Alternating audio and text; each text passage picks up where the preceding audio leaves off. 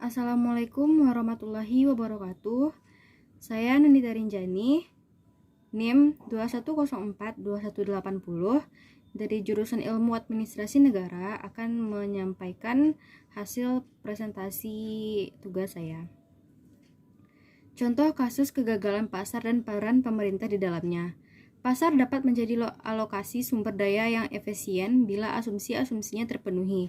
Antara lain, pelaku bersifat rasional, memiliki informasi sempurna, pasar berbentuk persaingan sempurna, dan barang bersifat privat. Sayangnya, kenyataan asumsi-asumsi ideal tersebut sulit terpenuhi di dunia nyata. Sebagai akibatnya terjadilah kegagalan pasar di mana pasar gagal menjadi alat alokasi yang efisien. Kegagalan pasar terjadi jika mekanisme pasar tidak dapat berfungsi secara efisien dalam mengalokasikan sumber-sumber ekonomi yang ada dalam masyarakat. Dalam hal ini, mekanisme pasar akan menyebabkan barang yang dihasilkan menjadi sangat banyak atau sangat sedikit, dan dalam hal yang ekstrim, kegagalan pasar akan menyebabkan pasar tidak terjadi sehingga barang dan jasa tertentu tidak dihasilkan oleh pasar tersebut. Pengertian kegagalan pasar. Kegagalan pasar adalah suatu keadaan di mana pasar tidak memberikan respon atas suatu produk saat terjadi oversupply maupun overdemand. Harga tidak mampu membatasi permintaan dan tidak bisa meningkatkan penawaran sehingga tidak tercipta suatu pasar yang efisien. Kegagalan pasar juga diartikan sebagai ketidakmampuan dari suatu perekonomian pasar untuk berfungsi secara efisien dan menimbulkan keteguhan dan pertumbuhan ekonomi. Kegagalan ini mendorong pemerintah untuk menjalankan beberapa kegiatan ekonomi. Kegagalan pasar terjadi ketika pasar gagal mengalokasikan sumber daya secara efisien. Pemerintah berperan dalam menciptakan dan mempengaruhi kegagalan pasar. Penyebab kegagalan pasar. Barang bersama. Dasar adanya sistem pasar persaingan adalah adanya hak pemilihan yang memberikan hak pemilikan kepada setiap individu atas suatu barang sehingga ia dapat mengecualikan orang lain untuk memanfaatkan barang itu. Untuk beberapa jenis barang, hak pemilikan tidak dapat memberikan kepada satu individu melainkan diberikan kepada sekelompok masyarakat. Misalnya saja sebidang padang rumput milik desa dan sebagainya. 2. Adanya unsur ketidaksempurnaan pasar. Alokasi sumber-sumber ekonomi yang efisien tidak dapat diserahkan pada mekanisme pasar oleh karena adanya monopoli atau adanya usaha yang mempunyai biaya marginal yang selalu menurun dan adanya usaha yang mempunyai biaya marginal 0. Mekanisme pasar dapat melakukan alokasi faktor-faktor ekonomi secara efisien hanya pada pasar persaingan sempurna oleh karena hanya pada pasar persaingan sempurna terdapat kesamaan antara motivasi pengusaha dan tingkat produksi yang oleh masyarakat dianggap efisien. 3. Barang publik. Barang publik adalah barang yang tidak eksklusif dan tidak bersaing untuk mendapatkan yang dapat disediakan dengan murah. Namun begitu tersedia akan sulit mencegah orang-orang untuk mengkonsumsinya.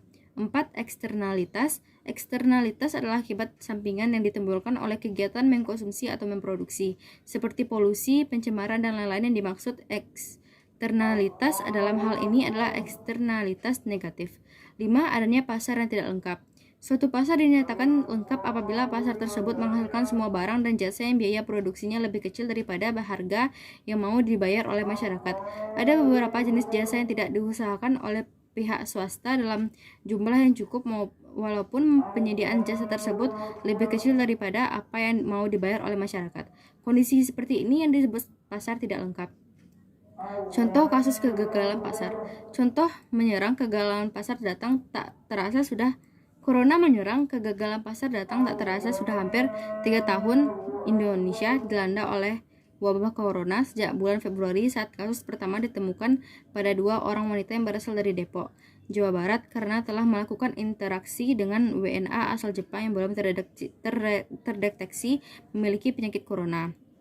COVID-19 adalah strain baru dari coronavirus yang menular dan berasal dari Wuhan, Cina pada bulan Desember 2019. Virus ini diduga berasal dari zoonosis dan kemungkinan telah menyebar dan dari pasar makanan laut dan hewan besar melalui kontak antar manusia hewan di kota Wuhan. Virus ini menyebabkan infeksi pernafasan dengan gejala termasuk kelelahan, demam, sesak nafas, gagal pernafasan, gagal ginjal, dan kematian. Bahkan pada tanggal 11 Maret 2020, Organisasi Kesehatan Dunia WHO pun telah menetapkan wabah COVID-19 ini sebagai sebuah pandemi di berbagai belahan dunia. Pandemi itu sendiri adalah sebuah epidemi atau peningkatan jumlah kasus secara tiba-tiba pada suatu populasi di area tertentu yang telah menyebar ke beberapa negara atau benua yang umumnya menjangkiti banyak orang. Berdasarkan data dari Worldometers, pukul 3 GMT tercatat ada 1.999.48 kasus virus corona di seluruh dunia.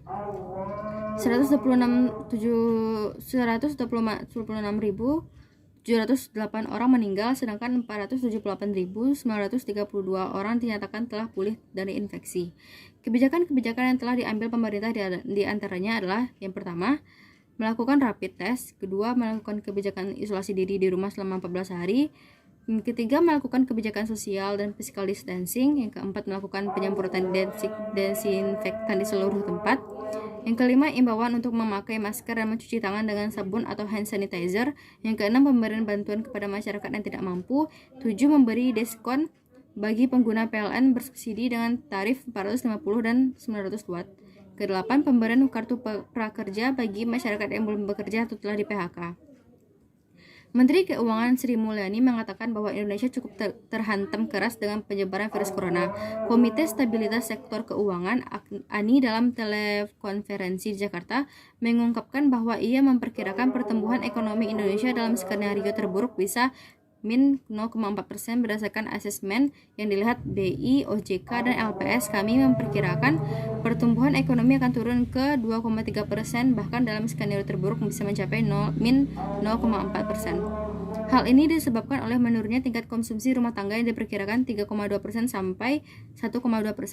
Investasi yang tadinya diperkirakan akan meningkat sebesar 6% pun akibat dari COVID-19 maka diprediksi justru akan merosot ke level 1%, bahkan hingga min 0,4%. Ekspor dan impor pun akan tetap negatif pertumbuhannya.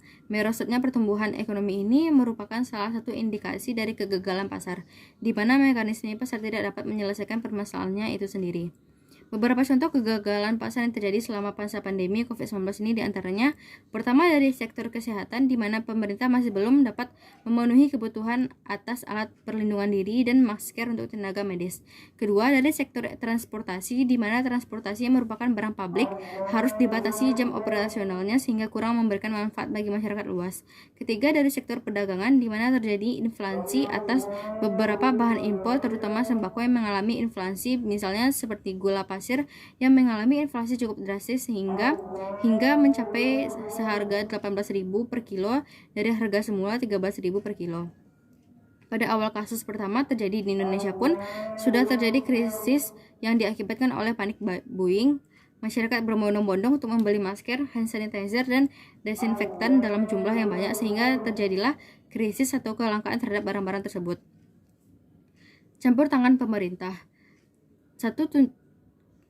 Satu tujuan campur tangan pemerintah: A. Menjamin agar kesamaan hak untuk setiap individu tetap wujud dan penindasan dapat dihindarkan. B. Menjaga agar perekonomian dapat tumbuh dan mengalami perkembangan dan teratur dan stabil. C. Mengawasi kegiatan-kegiatan perusahaan, terutama perusahaan-perusahaan terbesar dapat mempengaruhi pasar agar mereka tidak menjalankan praktek-praktek monopoli yang merugikan. D. Menyediakan barang bersama, itu barang-barang seperti jalan raya. E. Mengawasi agar eksternalitas kegiatan ekonomi yang merugikan masyarakat dihindari atau dikurangi masalahnya. 2. Bentuk-bentuk campur tangan pemerintah. A. Membuat peraturan-peraturan. Tujuan pokok dari peraturan pemerintah adalah agar kegiatan ekonomi dijalankan secara wajar dan tidak merugikan banyak khalayak ramai.